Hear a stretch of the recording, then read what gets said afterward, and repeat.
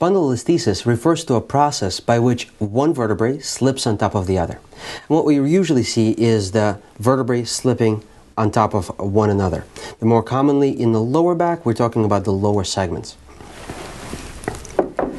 That being said, it's important to remember that there are different types of spondylolisthesis. There are actually 6 types of spondylolisthesis, or really the reasons for that slippage to occur. Before we talk about the specifics of it, the basic theory is that there are structures that are opposing that slippage, that are maintaining one vertebrae properly aligned on another. Something happens to those structures allowing that slippage. So if we think about it that way, everything else begins to make sense.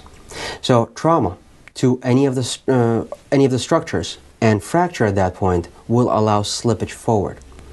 There is a very specific trauma or specific real lysis, or in other words, breaking away of the structures, which is called pars interarticularis. And that happens due to additional stresses to that structure, allowing that slippage to happen. Of course, other sources can be developmental, and those people that develop those abnormal connections allow that slippage to happen from birth and as they develop. Also, another source is pathologic. Now, pathologic can be due to the infection or pathologic due to a tumor within that bone, weakening that bone and then causing that fracture. In thinking about all of these, we have to remember that slippage, regardless of the source, will frequently develop into very similar symptoms. Of course, the severity of the symptoms will depend on the severity of the slippage. So what we have to do is we have to look at the slippage and grade it. The way we look at that slippage is we get x-rays. Those are the easiest and best way to look at spondylolisthesis. Spondylolisthesis is looked at by looking at both the lateral, or view from the side, anterior, looking directly on, and oblique views. The oblique views specifically are used to look at these structures, the pars interarticularis, to see if there is an actual dissociation or lysis of that structure. Also, when looking at the lateral views, we're looking at how much slippage there is of one vertebra and another. We grade it by percentage of the slip. And there are 4 grades, and each one essentially is 25% of the slip.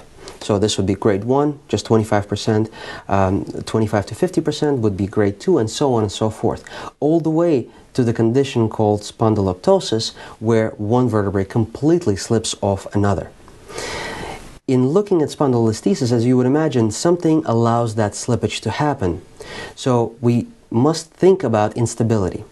That doesn't present a problem necessarily at the beginning, meaning grade 1 is unlikely to be unstable. But anything beyond that, especially with variable symptoms based on position of the body or exertion, can become unstable. The way we evaluate for instability is by using what's called flexion extension films.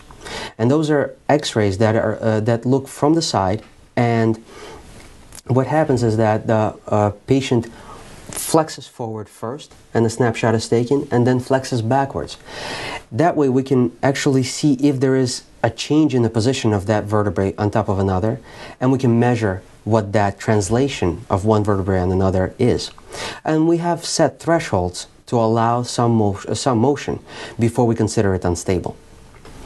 Now, in talking about the symptoms usually tend to be muscle spasms or muscle tightness.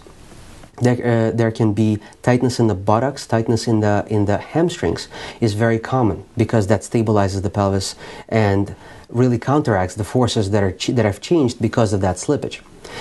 If the slippage is large enough, we can actually see a step off. If we run our hand on the spine, we actually feel a bump, and that bump is that slipped vertebrae forward.